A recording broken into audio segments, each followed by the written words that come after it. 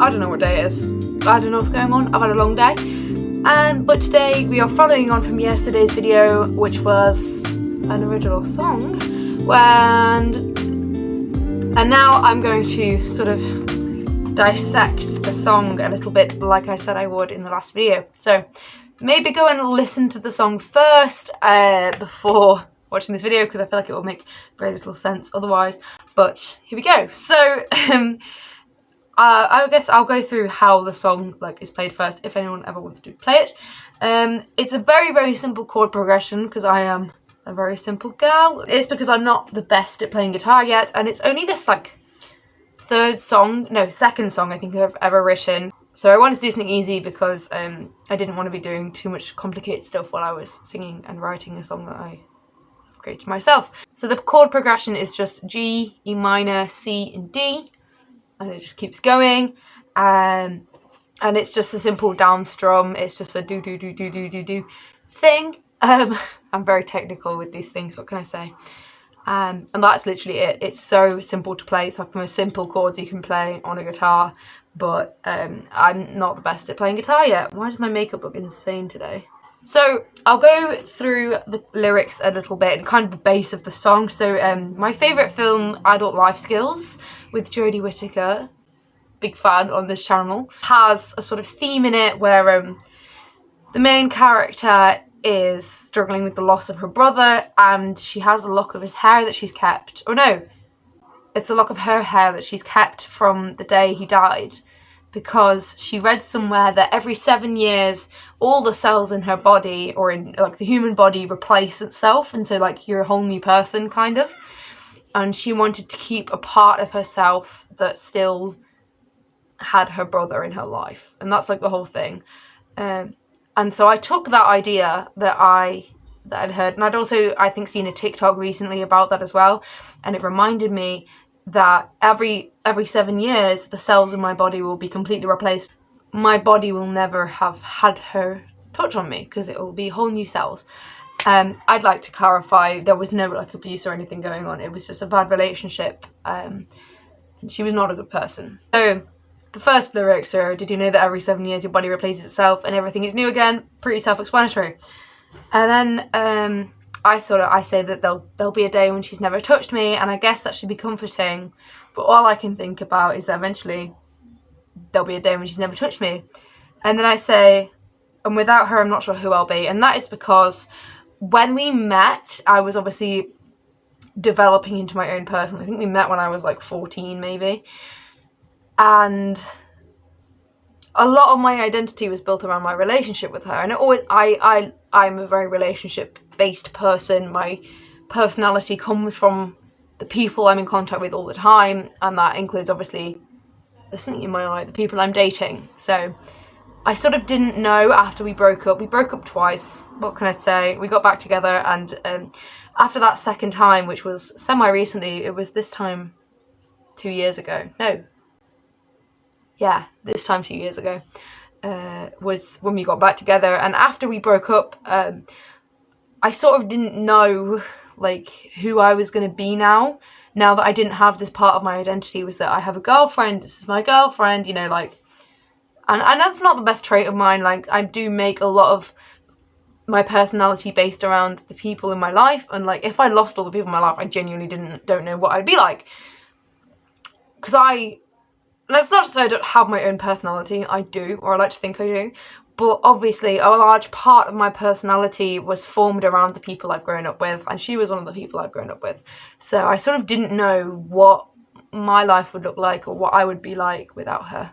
And I know this all sounds a bit dramatic, saying I think I wrote this when I was 16, and this is true, but it's a song. It's obviously going to be very dramatic. It moves on to a lot of the questions I was asking myself during my grieving process of our breakup. Does she ever think about me and what she's put me through? Was I even real to her? Was I just something to pass the time with when we dated? And then there's a line that says, when she watches my favourite show, does she ever hear my name? Now,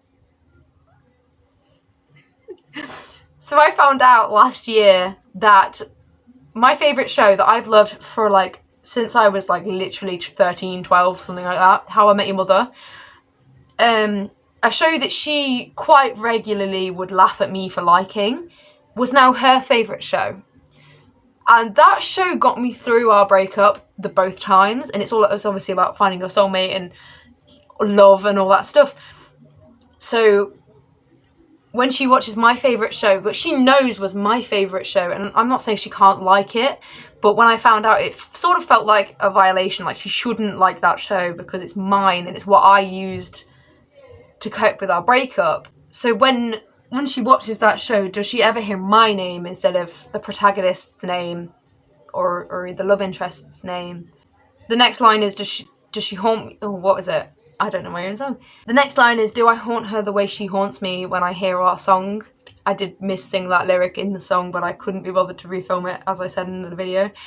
And that is obviously quite an obvious reference to the fact that whenever the song that was our song comes on Spotify, all of those feelings come back. That's quite obvious. By the way, embarrassingly enough, the song is Photographed by Ed Sheeran. I know. The next line, I'll write some stupid little songs and I'll drown out the memories of her. Just how I cope with things.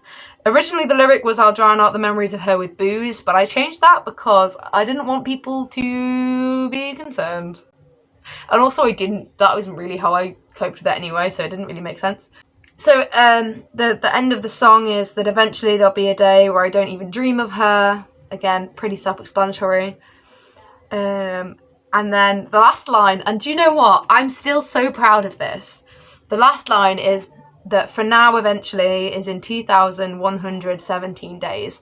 I also sang that wrong in the song, I think. I think I sang 217 days, which is wrong. By the time I wrote this song, I calculated how long it would be until all the cells in my body had regenerated, until the last time we touched, to the point where I'd written it and all that stuff. I calculated it all, and when I did this originally, obviously by the time of singing it, it's wrong. The answer was that in 2,117 days, all the cells in my body would be replaced. I can't be bothered to do the maths now, to be honest, and I also don't care anymore. But there we go. I'd like to clarify again, I'm pretty much completely over this breakup now. Although parts of it do still make me upset and angry, I don't have any feelings left over or anything like that. I wanted to release the song because it's a song that I have written. I have another one that I'm currently still writing, and I needed something to post, and I wanted to post my own work. So I think that's quite common that artists release songs after they're over the relationship, sometimes, not always. So that's what it is in my case. I'm not still pining or heartbroken or anything. I was still heartbroken when I wrote this song, and I'm not anymore. So win for that. I'm heartbroken over something else now. God. But yeah, that's all. My thumb, by the way, guys, if anyone wanted an update. Can you see it? Will it focus? I have a blister on my thumb. I did give up on using the pick for the guitar because I actually learned to play guitar without using a guitar pick. So I find it really hard to play guitar with a pick now. So I mostly play with my thumb. I was originally using a pick when I was recording it, and then I couldn't keep using it because it kept getting stuck on the guitar strings and it was irritating me, and it was hot and I was fed up, so I chucked the pick, and now I have a blister on my thumb because I was playing it quite aggressively.